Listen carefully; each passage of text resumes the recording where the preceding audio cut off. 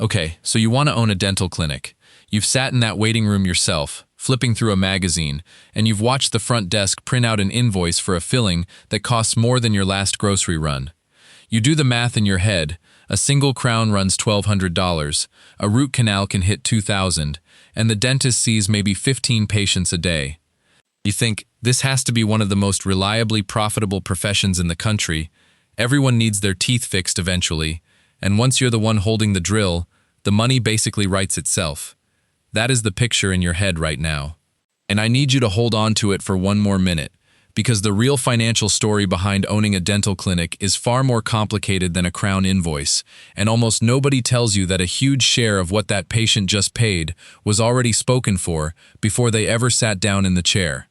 By the end of this video, you're going to understand exactly why so many dental practices that look busy and profitable from the waiting room are barely breaking even behind the operatory door, and why the dentists who actually build real wealth from this profession think about it completely differently than what that $1,200 invoice makes you assume.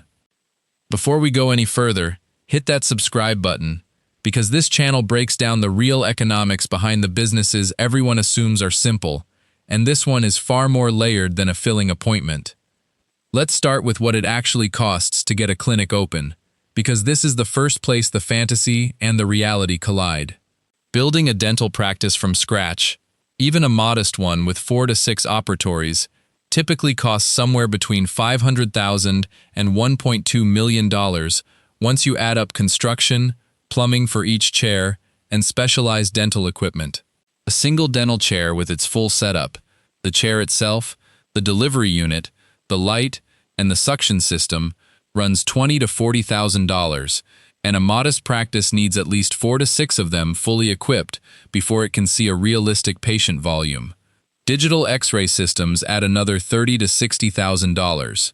A cone beam CT scanner, increasingly considered standard for anything beyond basic dentistry, can run $100,000 to $150,000 on its own.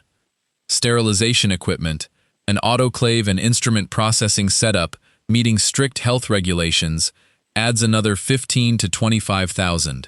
Buying an existing practice is the more common route for new dentists, typically running anywhere from $300,000 to over $1 million, depending on patient volume and equipment condition. But here's the detail: almost every first-time buyer misses. You're not just buying chairs and equipment. You're buying an existing patient base built on years of personal trust with the previous dentist, and a meaningful percentage of those patients quietly drift away the moment a new face is holding the drill, meaning a portion of what you paid for is a relationship that doesn't automatically transfer with the paperwork. Now here's where it gets interesting, because the equipment and the building are honestly the easy part to understand, a number you pay once and move past. The real financial commitment of owning a dental clinic is a recurring, relentless set of costs that exist whether the waiting room is full or completely empty, and this is exactly where the dentists are automatically rich, fantasy starts to fall apart.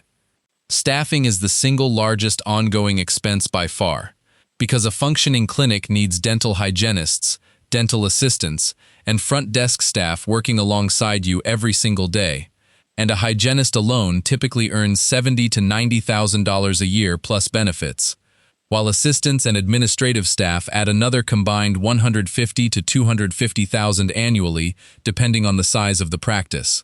Then there's dental supplies and lab fees, because every crown, bridge, or denture you place typically gets fabricated by an outside dental lab, and those lab fees alone can run 15% to 25% of the revenue generated from any restorative procedure, meaning a significant chunk of that $1,200 crown was already earmarked for the lab before the patient ever walked through your door. Add malpractice insurance, which runs notably higher for dentists than most professions given the precision and risk involved in oral surgery and sedation, equipment maintenance contracts for your imaging and sterilization machines, and the fixed monthly cost of simply keeping a modest clinic running before treating a single patient can easily run $50,000 to $80,000 a month. If you've subscribed already, thank you, and if you haven't yet, this is genuinely the moment. Because what comes next is the part that decides whether a dental practice becomes a genuinely sustainable business or a slow financial grind hiding behind a full appointment book. Let's talk about insurance reimbursement, because this is the single most misunderstood part of this entire industry, and it changes everything once you actually see the numbers. Picture this. You perform a root canal, and the sticker price on your fee schedule says $2,000. But the patient has dental insurance, and that insurance company has a negotiated, contracted rate with your practice that might only actually pay you $1,200 for that exact same procedure, meaning nearly 40% of your listed fee simply evaporates before you ever collect a dollar, purely because of the contract you signed to be considered an in-network provider.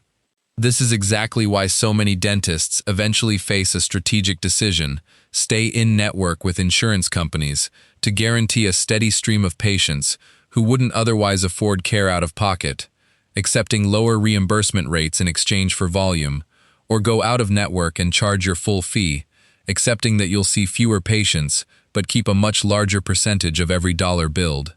Practices that lean too heavily into low reimbursement insurance contracts without carefully tracking their actual collection rate per procedure often discover, sometimes years in, that they're working just as hard as ever while their real take-home profit has been quietly eroded by contracts they signed without fully understanding the long-term math.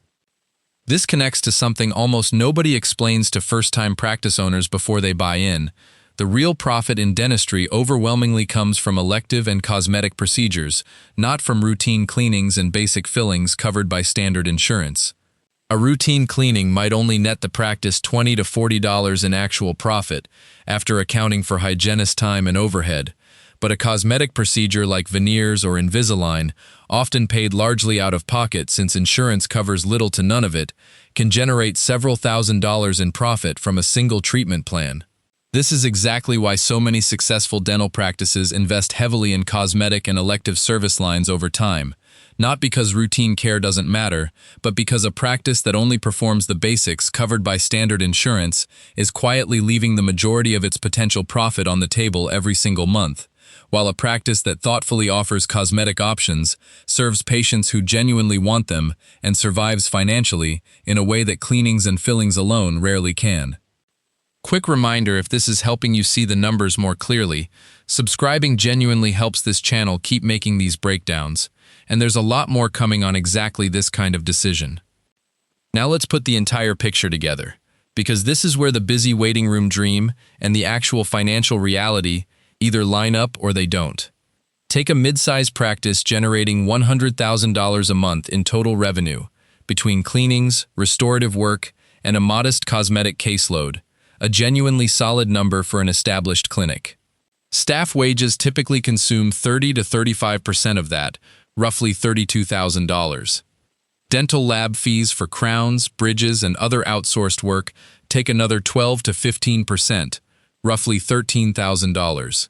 Rent or mortgage on the facility, equipment leases, and malpractice insurance combine for another 15%, roughly $15,000. Dental supplies, continuing education requirements dentists must maintain to keep their license current, and general overhead add another 10%, $10,000. Add it all together, and total monthly expenses land somewhere around $70,000, meaning that $100,000 month that sounds genuinely impressive nets the owner around $30,000 before taxes, a real and solid number, but a dramatically smaller share of the total invoices flowing through that clinic than most people assume when they picture a dentist writing up a $2,000 treatment plan. Here's the part that never shows up in the glossy practice listing, and it's worth saying plainly before we close this out. The dentists who actually build real, lasting wealth in this profession almost never do it purely through the number of patients they personally see each day. They do it by owning the building the practice operates in, so that as the clinic grows, they're building equity in real estate alongside the business itself, instead of paying that value straight to a landlord for decades.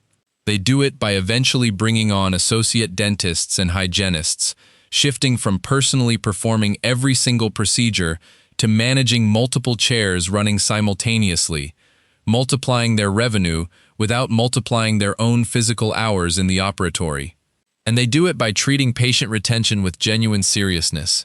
Because a patient who trusts your clinic enough to bring their entire family back for the next 20 years, cleanings, fillings, the occasional crown, and eventually their kids' orthodontic referrals, is worth dramatically more over a lifetime than any single high-priced procedure. And the owners who understand that patience compounds into real wealth in a way that a single busy Tuesday full of appointments never could on its own.